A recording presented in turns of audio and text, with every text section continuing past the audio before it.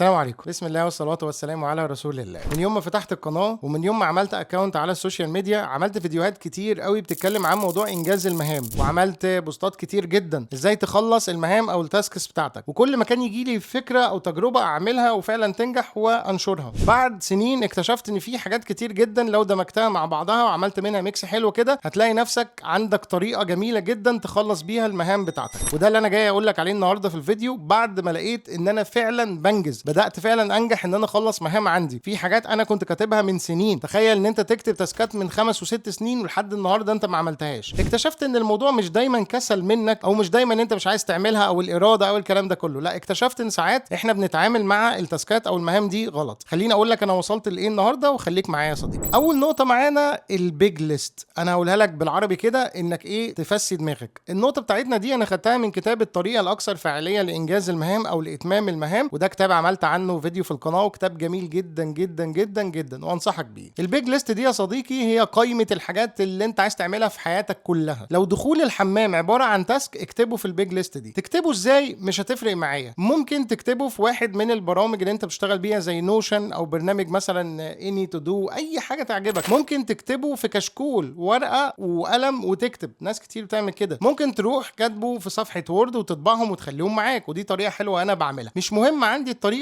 المهم انك تفضي دماغك من كل التاسكات اللي في دماغك. هتقول لي كل التاسكات، اقول لك لو انت في يوم عايز تعمل مشروع لعميل وده شايف ده تاسك اكتبه. لو انت عايز تروح تزور قرايبك وده تاسك اكتبه. مهما كانت الحاجات هايفه اكتبها. عارف ليه؟ عشان لما بتفضي دماغك بجد دماغك بتروق، لان انت عندك كل تركيزك في الحاجات اللي انت نفسك تعملها. لكن انا بعد ما انا كتبت كل حاجه في ورقه او في اي برنامج من البرامج زي ما اتفقنا، دماغك بتبدا تروق وتبدا ان انت دلوقتي خلاص مركز وتبدا تختار تشوف هتعمل ايه. طيب لو سالتني عن طريقتي، انا بفتح صفحه وورد بقسمها لكاردز كده، يعني عباره عن تيبل الخلايا بتاعته كبيره، اكتب فيه التاسكات بتاعتي كلها وبعدين اطبعه، بعدين اقطعهم كروت بخليهم معايا في المحفظه. مثال عشان تشوف زي دول كده كروت اهي، كل كارت من دول فيه تاسك انا محتاج اعمله. لما بخلص التاسك طبعا انا بقطع الورقه دي. بس في بقى حاجه جميله قوي قوي قوي، خليك معايا في الفيديو عشان اقولها لك، بعملها في الكروت دي عشان تشجعني ان انا اكمل. يبقى اول طريقه عندنا محتاجين بس لازم نعملها في البدايه قبل اي حاجه، افضي دماغي تماما من كل حاجه فيها مهما كانت تافهه. ولو انت هتعملها دلوقتي حالا اكتبها برضو، عشان كمان شويه هقول لك ايه الميزه في ان انت تكتب التاسكات دي وقد ايه هتعملها وانت مبسوط، عشان في ناس تاني هتفرح او انت نفسك هتفرح بعد ما تخلص التاسك ده، وهتحس بالانجاز الحلو اللي يخليك تخش على التاسك اللي بعده. تاني حاجه يا صديقي هو تحديد المهمه بتاعتك دي، هل هي مهمه ولا مشروع، هل هي تاسك ولا بروجكت. يعني ايه الكلام ده؟ لو انت عندك حاجه ممكن تتعمل دايركت مره واحده كده، دي اسمها مهمه. في شركه معينه طلبت مني ان انا ابعت لهم عرض سعر، ده عباره عن مهمه تاسك، هدخل على الايميل هبعت عرض السعر للشركه، شكرا سلام عليكم. في حاجه تاني هي عباره عن مشروع، انا دلوقتي عايز اتعلم مجال الباك اند. مجال الباك اند ده فيه 5 كورسات، دي ما اسمهاش مهمه، ده عباره عن بروجكت، ده مشروع لانه فيه مهمات كتير. المهمه الاولى ان انا اتعلم اول كورس في المسار ده، المهمه الثانيه الكورس الثاني، والثالثه الكورس الثالث، وهكذا. احب اقول لك انك ممكن حتى المهام الفرعيه اللي تحت البروجكت ممكن هي كمان تبقى بروجكت عادي جدا. كل ما تفصص الموضوع كل ما كان الموضوع اسهل عليك ومش هيحصل تشتت. النظام اللي احنا قلنا عليه قبل كده ديفايد اند كونكر، فرق تسد. كل ما تقسم المشكله الكبيره لمشاكل صغيره كل ما تلاقي الموضوع سهل وتقدر تخلص على المشكله دي. طيب احنا عندنا كورس عباره عن مهمه زي ما قلنا، ولقيت الكورس ده متفرع ومليان بلاوي زرقاء هقعد فيه فتره، حول الكورس ده لبروجكت وكمان تحته مثلا 5 حاجات المفروض اعملهم، كل واحده منهم مهمه. اول حاجه ان انا اذاكر الكورس كله، تاني حاجه ان انا اطبق عليه عملي، تالت حاجه ان انا احل بيه مشاكل، تالت حاجه اعمل مشروع كبير بيه، وهكذا. كده انا خلصت المهمه دي اللي انا بقول عليها بروجكت. بعد ما خلصتها اخش على اللي بعدها الكورس التاني. بعد ما تخلص التاني في التالت في الرابع في الخامس خلصت البروجكت ده، ان انا درست مجال الباك اند. قيس بقى على كده كل مهمه هتقابلها في حياتك هتلاقي الموضوع جميل جدا. يبقى انا كده بقى عندي البيج ليست فيها كل المهام بتاعتي، ببدا اقسم كل واحده فيهم عباره عن ايه، هل هي مهمه ولا بروجكت. هنعمل ده ازاي؟ زي ما قلت لك بالظبط، حسب انت بتقسمهم ازاي او حسب انت بتضيفهم ازاي. انت ضفتهم كاتبهم في كشكول مثلا، يبقى كل حاجه تكتب جنبها ان دي بروجكت في صفحه لوحدها وتحتها المهام بتاعتها. طب الموضوع يعني نطلع شويه من جو السبعينات ده وندخل في البرمجه. عندك برنامج من البرامج الخاصه باداره المهام، هتلاقي عندك كاتيجوري معين وتحته المهام بتاعته وهكذا، تقدر تقسمها. في عصر الاي اي فرصه عظيمه جدا ان انت تدخل على اي اداه من ادوات الذكاء الاصطناعي وتخليه يعمل لك تطبيق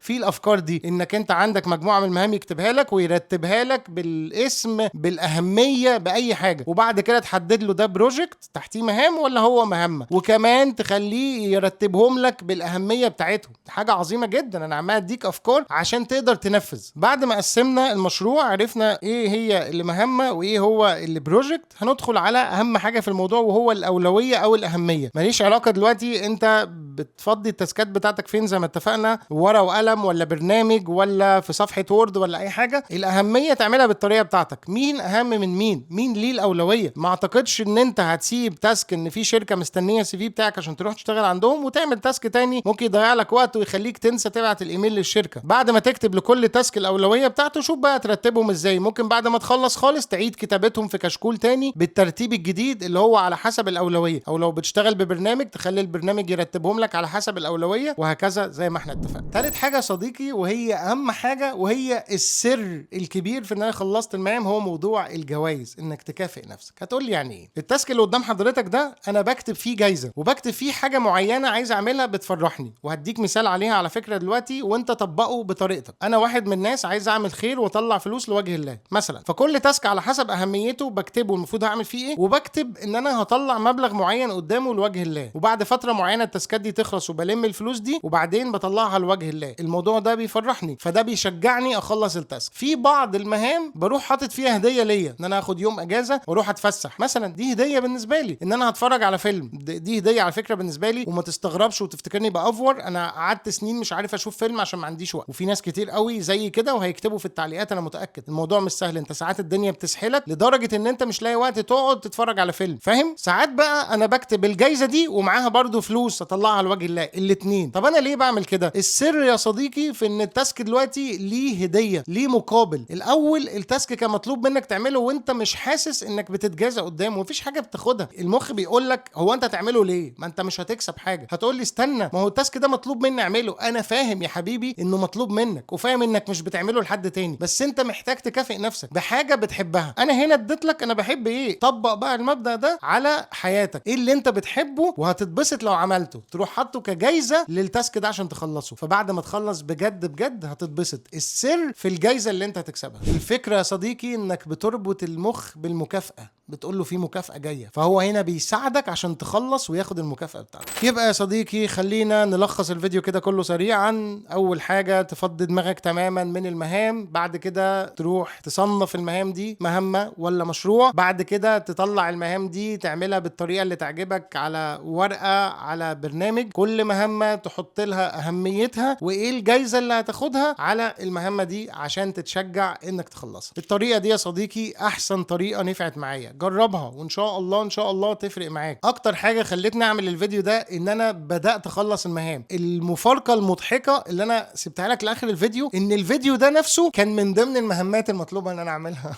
وعشان حاسس ان انا مفيش مكافاه ان انا اعمل الفيديو ما عملتوش. لما بدات احط نظام المكافآت عملت الفيديو، والدليل ان حضرتك بتتفرج عليه دلوقتي. طيب نعمل ايه لو معانا مهمه في ايدينا كده وحسينا بالكسل؟ اضغط على نفسك فورا وما تستناش تكون جاهز وقوم اعملها دلوقتي. في حاجه انا عايز اعملها بس بص، طب اصبر شويه افطر بس، او مش عارف اروح مشوار واجي، او هكون جاهز بس دماغي مش رايقه، طب اشرب لي كوبايه قهوه. الغي كل ده، مخك بيضحك عليك، قوم اعملها دلوقتي. والله العظيم اللي انا بقوله لك ده طبقته في الفيديو اللي انت تتفرج عليه ده. قمت حطيت الكاميرا ونظفت الدنيا، حطيت السيت اب والاضاءه ورحت مصور، رغم ان انا مش جاهز وورايا مشاوير وما فطرتش وحاجات كتير قوي كان المفروض اعملها واجهز قبل ما اسجل. قلت لا هسجل تطبيقا للكلام اللي انا بقوله لك عشان ما تحسش ان هو كلام من الهوا. السر يا صديقي مش ان انت دايما تبقى متحمس وجاهز، السر انك تبدا وانت مش جاهز، يعني انك تتحرك رغم الكسل. بس خلصنا. يا رب الفيديو يعجبكم، ولو جربت الطريقه دي قبل كده ونفعت معاك قبل ما تشوف الفيديو اكتب لي في التعليقات اكد لي عشان نساعد الناس ان هي تخلص اللي وراها. شكرا واشوفكم في فيديو جديد ان شاء الله.